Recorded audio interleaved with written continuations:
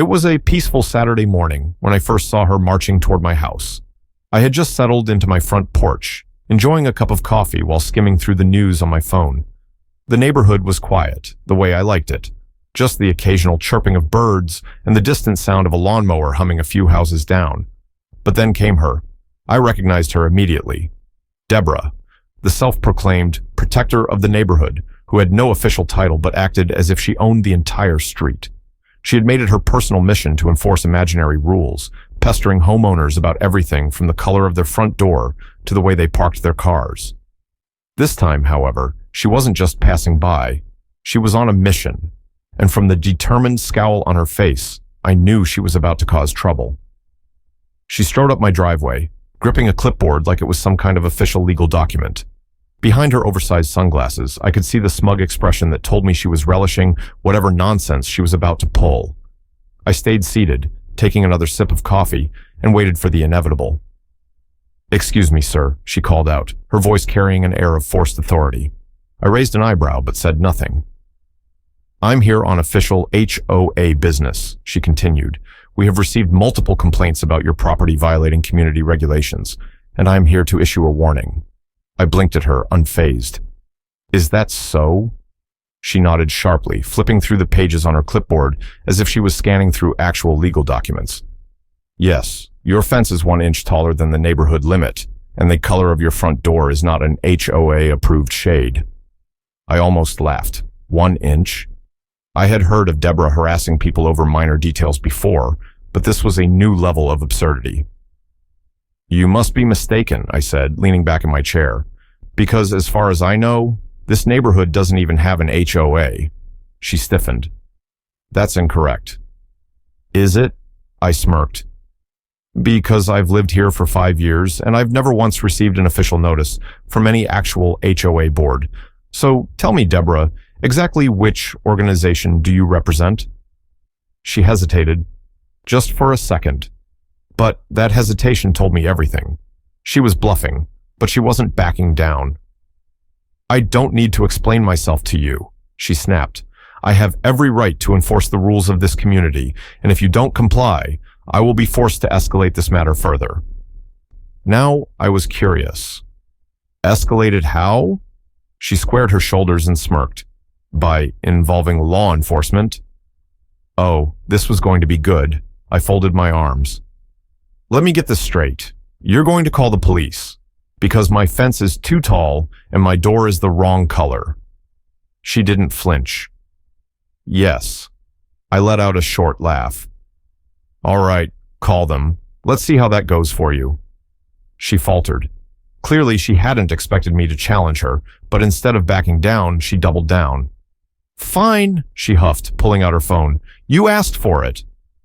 I leaned forward, watching her with amusement. She had no idea who she was messing with, and she was about to learn the hard way. I watched as Deborah aggressively tapped on her phone, holding it to her ear like she was making the most important call of her life. Her lips were pursed in self-righteous fury, her sunglasses slipping slightly down her nose as she paced in my driveway. I took another sip of my coffee. This was about to get interesting. "Yes, hello, this is an emergency," she practically screeched into the phone. "There's a man here refusing to follow HOA regulations, and he's being extremely hostile." Hostile? I hadn't even stood up. I shook my head in disbelief. This woman was really calling the police over my fence and my door color. I let her finish her dramatic performance, casually scrolling on my phone while she rambled about neighborhood standards and how I was disrupting the community. After a few moments, she finally hung up, turning to me with a smug expression. "They'll be here soon," she said, crossing her arms. "And when they arrive, you'll regret ignoring my authority." I raised an eyebrow. "Authority?" "You don't have any authority, Deborah." Her smirk didn't waver. "Oh, I wouldn't be so sure about that." I had to admire her confidence, delusional as it was. But what she didn't know was that she had just made the biggest mistake of her life, because I wasn't just some guy in the neighborhood, and when the real authorities arrived, she was in for a very rude awakening. 15 minutes later, a police cruiser pulled up. Deborah's expression lit up with victory. She straightened her posture and adjusted her sunglasses, clearly preparing herself to play the role of concerned citizen. As two officers stepped out of the car, she rushed toward them before they even had a chance to assess the situation. "Thank goodness you're here," she gasped dramatically, gesturing toward me. "This man is refusing to follow HOA regulations.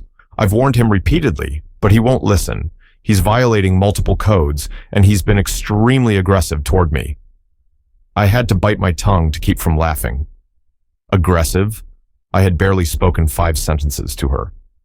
One of the officers, Officer Ramirez according to his name tag, glanced at me, then back at Deborah. "Ma'am, can you clarify what exactly the issue is here?" Deborah huffed. "I just told you. His fence is too tall, his front door is the wrong color, and he refuses to comply with our community standards." There was a pause, a long, awkward pause. Then Officer Ramirez blinked. "Ma'am, are you seriously telling me you called 911 over a fence and a paint job?" Deborah's face twitched. "This is a legal matter," she snapped. "The HOA has strict rules, and he needs to be held accountable. You need to arrest him for violating community guidelines." The second officer, Officer Mitchell, exchanged a glance with his partner. I could tell they were trying very hard not to laugh. "Ma'am," Ramirez said, rubbing his temple, "the HOA is a private entity. They don't have law enforcement power. We don't arrest people over fence heights and door colors." Deborah's confidence faltered for the first time. But he refused to comply." "That's a civil dispute, not a criminal offense," Mitchell said, sighing. "This is not an emergency, and you just wasted police resources on a non-issue." Deborah's face turned red. "Well, I was just trying to maintain order in the neighborhood." That's when I decided to drop the bombshell. I pulled out my wallet, flipped it open, and showed them my badge. A federal badge. Officer Ramirez's eyebrows shot up in surprise. "Oh." Deborah's eyes widened. "Well, wait, what?" I smirked. "You didn't do your homework, Deborah. You see, I'm not just some random homeowner." I leaned in slightly, my voice calm but firm. "I work for the Department of Justice." Her jaw practically hit the floor. You're lying." Officer Mitchell took a step forward, nodding at my ID. "No, ma'am, he's not." Deborah stumbled backward, suddenly looking very, very nervous, and she had every reason to be. For the first time since this nonsense began, Deborah was speechless. Her mouth opened and closed as she desperately tried to process what just happened. The smugness, the arrogance, all of it vanished in an instant. She had spent weeks harassing me, trying to throw her fake HOA authority around like she was some kind of neighborhood dictator. But now, she was standing in front of 2 real police officers and a federal agent, and she knew she had messed up. "This isn't fair," she finally stammered, gripping her clipboard like it was a life raft. "I was just trying to enforce the rules." I chuckled, shaking my head. "No, Deborah, you were trying to control people, and now you're facing the consequences." Officer Ramirez sighed. "Ma'am, do you realize that filing a false police report is a crime?" Deborah froze. "Whoa, what? I didn't..." Officer Mitchell crossed his arms. "You lied to dispatch, wasted police resources, and tried to have a law-abiding citizen arrested over an HOA dispute. That's serious." Deborah's face turned ghost white. I took a step closer, lowering my voice. "And if you think this is bad, just wait until the HOA hears about this. I happen to know a few people on the board who won't take kindly to a fake officer making false accusations on their behalf." She visibly gulped. This was over for her. For months, she had been using fear and intimidation to push her neighbors around. She had bullied families, handed out bogus violations, and threatened people into compliance, all because she thought no one would stand up to her. But now, her power trip had officially ended. "You can't do this to me," she muttered weakly. You were just abusing authority you never had," I cut in. "And now, you're finally facing the consequences." Officer Ramirez pulled out his notepad. "Ma'am, we're going to need you to come down to the station for questioning. You may not be under arrest, but this is a serious matter." Deborah gasped. It was one thing to pretend to be in charge, but now that she was actually facing law enforcement, her bravado collapsed. "Please," she begged, her voice shaking. "I didn't mean for it to go this far. I was just trying to help." I shook my head. "No, Deborah, you were trying to control people. And now, you're just another bully who finally got caught." She staggered back, gripping her clipboard like it could somehow save her. But it wouldn't. This was justice. This was karma. And she had brought it on herself. A few days later, the HOA board launched an investigation into Deborah's behavior. Turns out, I wasn't the only one she had targeted. Multiple neighbors came forward with similar stories. And the result? Deborah was officially removed from her HOA position and banned from ever holding any leadership role in the community again.